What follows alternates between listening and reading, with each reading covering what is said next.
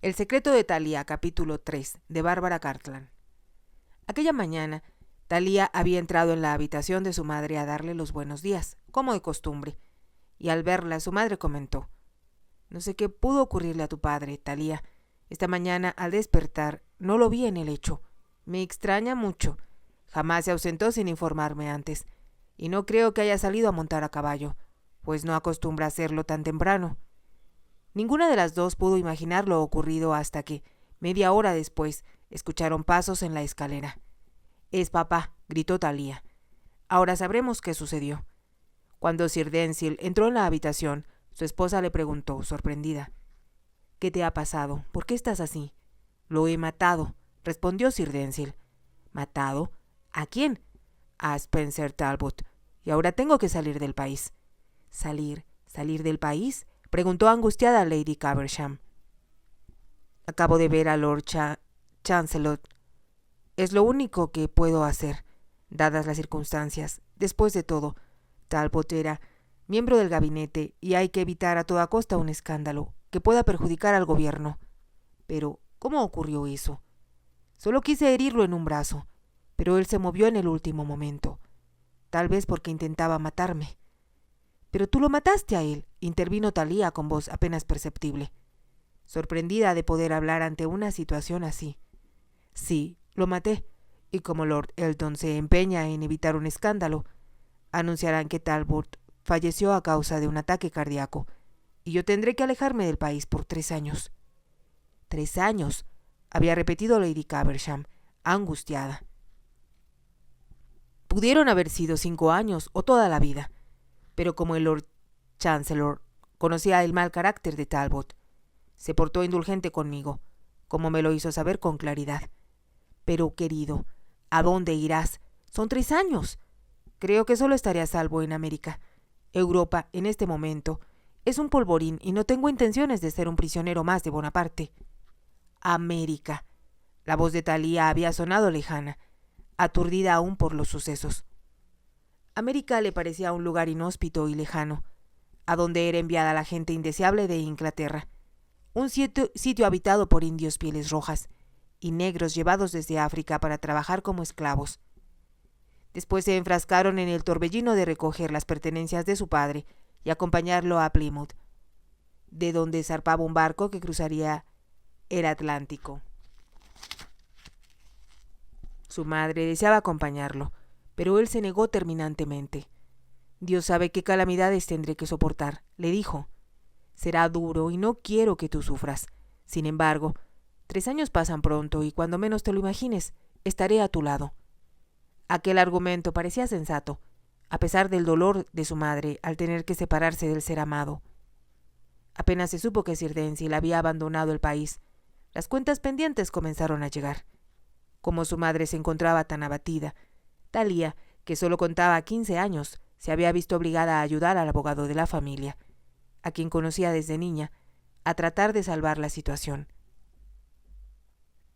Nunca supo cómo comenzó a esparcirse el rumor de que su padre había sido exiliado por vida y que jamás regresaría a Inglaterra. Los acreedores los atosigaban, por lo que tuvieron que abandonar la casa solariega para dirigirse a Londres, donde alquilaron una pequeña casita en el mercado del Pastor, por unas cuantas libras al mes. Vendieron las joyas de su madre, lo que les permitió sostenerse por un tiempo. Hubo que vender o empeñar las pertenencias de Sir Denzil y solo pudieron salvar la casa solariega, debido a que esta propiedad, el mobiliario y los costosos adornos que contenía, le pertenecían a ella y a su madre, y no podían ser tocados por los acreedores. Thalía pensó que si se privaban de ciertos lujos y vivían modestamente, podrían subsistir hasta que su padre regresara. Pero no todo resultó como ella calculaba, pues su madre enfermó cuando cesó la correspondencia de su padre, y lo poco que tenían se utilizó para cubrir las cuentas de los médicos. Los alimentos subieron de precio a causa de la guerra, y al ver su vacía despensa, Thalía comprendió que debía hacer algo para sobrevivir. Durante todo un año, trató calladamente de hacer economías sin comunicárselo a su madre. Pero el proceso era muy lento. Tenía que conseguir algún empleo y fue su madre quien le sugirió la idea de hacer sombreros. La guerra había finalizado hacía un año y la moda había cambiado. Los vestidos eran ahora un poco cursis, confeccionados con exceso de adornos, encajes, lazos y bordados, y los sombreros eran iguales, para ir a tono con la ropa. Cuando acudió a la tienda de la señora Burton en busca de empleo, ésta le dijo que no tenía trabajo para ella, alegando además que Thalía no tenía experiencia. Sin embargo, al mirarla con detenimiento, la señora Burton había comprendido que la chica tenía clase. Era muy bella y su forma de conducirse y de hablar eran impecables. Al fin decidió emplearla, diciéndose que no era fácil encontrar a una joven de su categoría. La miraba con detenimiento una y otra vez, sin poder encontrarle ningún defecto. «Te daré trabajo en el taller», le había dicho después de un buen rato. «Pero te lo advierto, si no reúnes los requisitos, te irás sin provocar escándalo». «Comprendido, madame». Le había ofrecido un sueldo casi ridículo, pero Thalía lo aceptó sin protestar. Se dijo que trataría de hacerse indispensable en su trabajo y ello, sin duda, lograría mejorar su situación. Poco después, la señora Burton comprendió que su nueva empleada no solo era muy hábil en la confección de sombreros, sino que sabía cómo tratar a los clientes, como ocurrió cuando la ascendió de categoría y la puso al frente de la tienda. «Lo hace mucho mejor que yo», pensó en varias ocasiones, absteniéndose de decírselo, para que no se sintiera con derecho a exigir un aumento de salario. En abril, la tienda era un caos. La princesa Charlotte iba a contraer nupcias con el príncipe Leopoldo de Bélgica, y la boda se llevaría a cabo el 4 de mayo. Llovieron los pedidos de sombreros, y la ayuda de Thalía fue invaluable. Aunque a su madre no le agradaba que trabajara de empleada en una tienda, tanto Thalía como Hannah habían estado encantadas de contar con más dinero para los gastos. Y ahora, como si hubiera estado meditando en lo que su hija había dicho, Lady Caversham preguntó: «¿En verdad crees que debes tener contacto con personas como el señor de Hellington, como el conde de Hellington? No recuerdo que tu padre lo haya mencionado nunca, pero si no te trató como a una dama, fue debido al deplorable empleo que ahora ocupas». «Me trató como una vendedora de sombreros, mamá, y me dio una propina en agradecimiento al trabajo que me tomé con él», repuso Thalía riendo. «Es algo que no puedo soportar», exclamó su madre horrorizada, y agregó en tono lastimoso: «Pero es que no supo quién eras». «Por supuesto que no, mamá. Recuerda que para la señora Burton soy la señorita Carver, de modo que le deben haber dado ese nombre si se le ocurrió preguntar por mí. Es un nombre tan común». «Esa es la idea, mamá, que fuera un nombre ordinario. Carver debe venir del inglés antiguo y lo escogí por su parecido con mi apellido». Lo había escogido también, a fin de no equivocarse al decir su nombre, debido a la similitud de las sílabas iniciales de Caversham. Su madre sentía profunda aversión por todo lo referente a su trabajo, pero, al mismo tiempo, dada su ingenuidad, pensaba que Thalía estaría segura dentro de la tienda, alejada de las miradas de los hombres que recorrían la calle Bond en busca de bellas mujeres. La señora Burton no solo vendía sombreros, sino toda clase de artículos que pudieran aumentar o resaltar la belleza de las damas, pues, como había dicho un escritor en una ocasión, hay que acrecentarles su vanidad o hacerlas caer en el ridículo. Ni Thalía ni su madre imaginaron jamás que una dama se hiciera acompañar por un caballero al ir de compras y, menos aún, que él pagara las cuentas. La señora Burton comprendió muy pronto que su empleada era demasiado atractiva para atender a las damas que acudían a la tienda en compañía de sus opulentos galanes, por lo que decidió atenderlas ella misma para evitar problemas posteriores. Dispuso que Thalía atendiera a las mujeres de aspecto insignificante, aquellas que iban en busca de un sombrero para llamar la atención, cosa que, de todos modos, no lograban. Los caballeros esperaban pacientemente, sentados en un extremo de la habitación, mientras las damas se contemplaban en el espejo hasta que una de ellas, haciendo una mueca provocativa, pedía la aprobación de su acompañante. «Son insoportables, las detesto», se decía Thalía para sí. «Si yo fuera hombre no soportaría esas estupideces». Sin embargo, había llegado a la conclusión de que la mayoría de los hombres que acudían a comprar a la tienda de la señora Burton tenían la cabeza tan vacía como las damas a quienes acompañaban. En aquel momento, como no deseaba seguir hablando de algo que podía incomodar o deprimir a su madre, dijo: «Iré a cambiarme de ropa y, en cuanto terminemos de cenar, te leeré el último libro de poesías de Lord Byron». Al observar un brillo de alegría en los ojos de su madre, agregó: «Cuando regresaba de casa de Mademoiselle Genevieve, me detuve en la librería Hatchard y lo compré. Sabía que te encantaría, mamá». «Ya lo creo, querida, pero creo que no debiste gastar en eso. No te preocupes, lo puedo hacer». Pensó confesarle a su madre que, aunque la propina que había recibido la hizo sentirse rica, sintió al mismo tiempo tanta humillación al aceptarla que le quemaba la mano, pero había querido darle un gusto a su madre y, además, tenía otra razón para entrar a Hatchard. «No quiero verte preocupada, mamá», dijo, besándole la mejilla. «Recibiremos noticias de papá antes de lo que supones. Sabes que este invierno ha sido muy duro y que las tormentas en alta mar han hundido varios barcos, algunos de ellos repletos de correo de América. Y si nunca regresa», musitó Lady Caversham. «Regresará, lo sé. Es un presentimiento que tengo y, como dice Hannah, si papá hubiese muerto, lo sabrías. Recuerda que las personas que han estado tan unidas pueden comunicarse, aunque las separe un océano». «Tienes razón. Claro que la tengo. Debes confiar en él y, cuando regrese, no deseo que te vea como ahora. Si te ve tan pálida y tan enferma, pensará que no supe cuidarte. No digas eso, querida. Has hecho más de lo que debías. Pero parece que Dios no escucha mis oraciones. Pido tanto por su regreso. Si tan solo recibiera una carta suya». «Sé que no quieres una carta, mamá. Lo que deseas es que papá regrese, y el día menos pensado lo verás cruzar esa puerta. ¿Y si no sabe dónde estamos? Sabes que en el campo hay mucha gente que puede informarle de nuestro paradero. El señor Johnson, el dueño de la tienda del lugar, y el viejo Hibbert, que está al tanto de la casa, se lo dirán enseguida. Además, hace unos días fui a nuestra casa de la calle Brook y pegué un mensaje en la puerta que señalaba dónde nos podían encontrar. Piensas en todo, querida.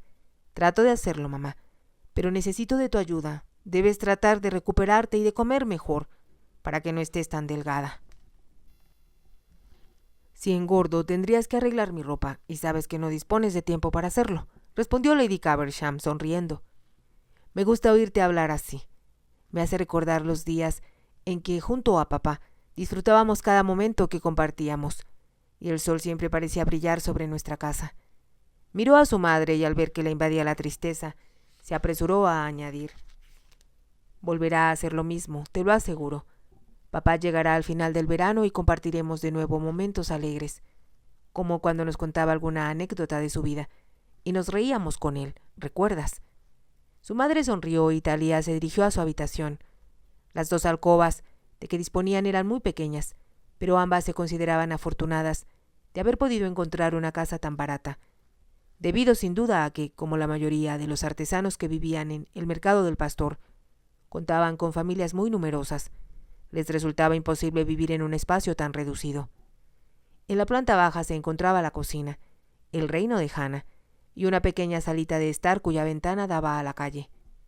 Era allí donde Thalía guardaba sus papeles y, antes de dirigirse a la cocina donde Hannah preparaba la cena, que luego llevarían a su madre, hizo algunas anotaciones.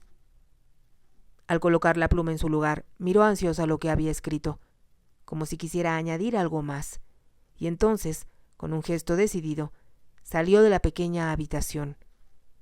Al entrar, la entrada del conde al Club Blanco causó gran revuelo, pues esperaba su visita. «Caramba, Hellington», exclamó uno de sus conocidos, «creímos que te quedarías en el campo para siempre. Nos sorprende volver a verte. Te das cuenta de que te alejaste de Londres por 3 largas semanas». «Lo sé», respondió el conde tomando asiento.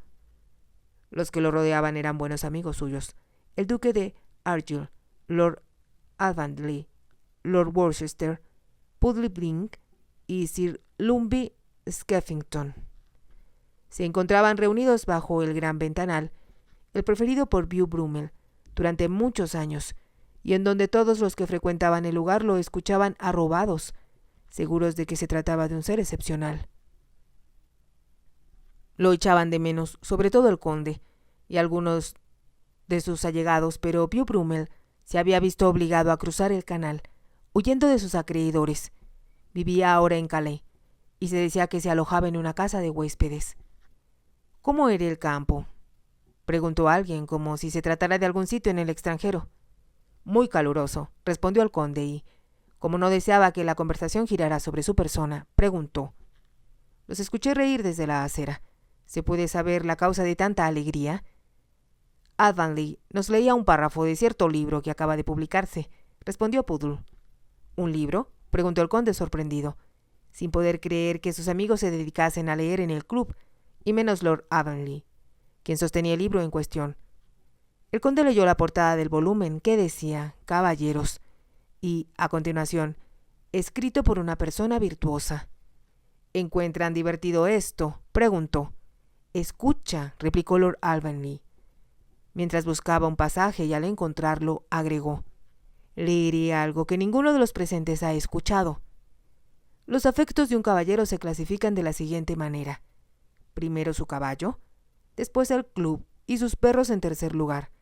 Las damas también participan, aunque ninguna por mucho tiempo». Los presentes soltaron una carcajada y el conde comentó: «Parece interesante». «Lee otro párrafo», pidió Lord Worcester. Lord Avonlea pasó la hoja y empezó a leer. «Un caballero pega el oído a las puertas solo para escuchar lo que le conviene». «¿Ese eres tú, Poodle?», exclamó el duque de Argyll. «El autor debe conocerte». «Escuchen este otro», pidió Lord Avonlea. «Un caballero posee espíritu deportista, corre sus caballos, hace trampa cuando juega a las cartas y no tiene escrúpulo alguno en seducir a la esposa de su mejor amigo».